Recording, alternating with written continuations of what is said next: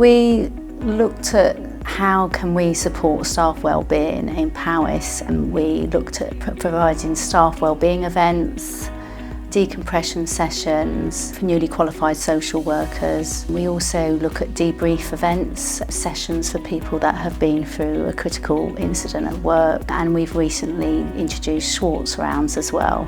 I think we're really looking at new ways of kind of meeting staff wellbeing. When we ran the staff wellbeing event, it was fantastic to see that a lot of the activities were provided by staff themselves.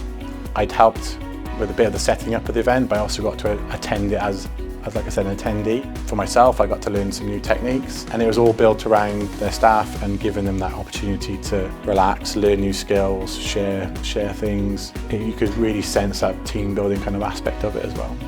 The moment you qualify, the level of responsibilities goes up massively, and with that comes stress and a lot of difficult and challenging emotions as well. So for me, it was useful having Claire to have a chat with, who could understand how I was feeling and empathise with me and give me strategies to help cope with stressful situations. Without it, I think I'd still be a social worker, but I'd be a more stressed social worker, and that could have an impact on the families and the children I support. So it's allowed me to be a better social worker.